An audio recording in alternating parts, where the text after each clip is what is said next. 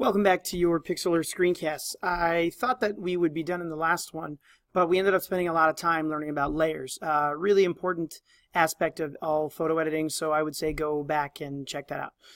We're continuing on now with our file menu things. Adjustment is going to give you a bunch of different things that you can do to your photo. You can adjust the brightness and contrast, which is where it'll affect. These are all global settings to your photo, right? And you can always see what you're doing and then press OK and cancel if you don't like it. Hue and saturation, again, you can mess with the different settings yourself, but these are all where you would go to do that. There isn't really, levels is an advanced thing. That's where it calls up this thing, and you would, I'm not going to bother explaining that. And same thing with curves. Exposure allows you to, again, if you have an overexposed or underexposed photo, you could try to make the adjustments there. You could also ask it to do auto for you and see, hey, look, that looks kind of nice. We saw that in the Pixlr X tutorials as well, that you have this auto adjustment kind of thing.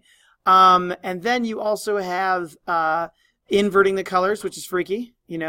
I sort of look like one of the, as I mentioned in the Pixlr X screencast when I first saw this, I sort of look like one of the frost giants from Jotunheim, but that's a different for a different time, I suppose.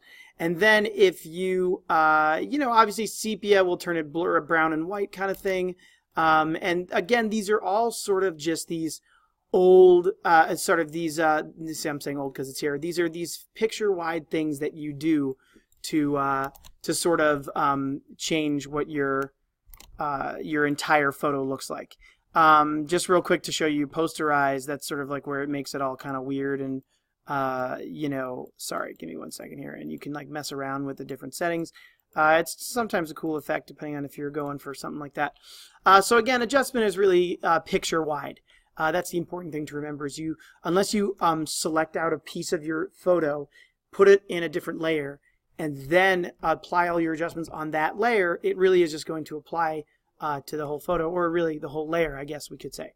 Okay, now here we go with filter. Filter is all these like random cool different things you can do to your photo.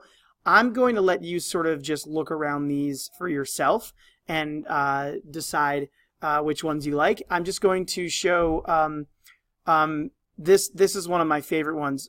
Filter, where is it? Pixelate. Okay, Pixelate is good because it allows you to hide identities of things. Like let's say you're using a kid in your photo that you don't want identified. You can even do this to only make a layer out of their eyes and then only pixelate their eyes or something like that.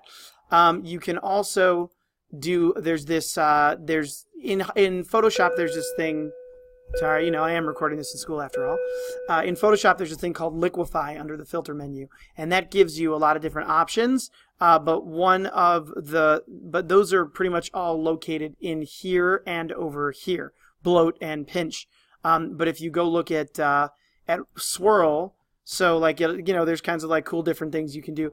I don't imagine that this will be useful to you, but I just wanted you to know that the filter menu here exists to do random different things. Over here in the view menu, that's really just what you can do already, most of these things in the navigator. Actual pixels will show you the actual size of what your photo is, depending on how big it is pixel-wise, how detailed it is. This would be the zoom level at which you would be seeing each individual pixel, so to speak. Now, on a very, very low-res photo, you'll get even more zoomed in. This is sort of middle ground. High ground would be very little zoom. Then show all is a quick way. Show all is a quick way to just show the whole picture again. And then the rest of the view options here apply to the stuff you see over here. If I click Navigator, now it goes away on that side. But you really want to keep those there. I don't imagine that you would want to take away anything that's here. Also, sometimes you like to work in full screen. That is the way to do it.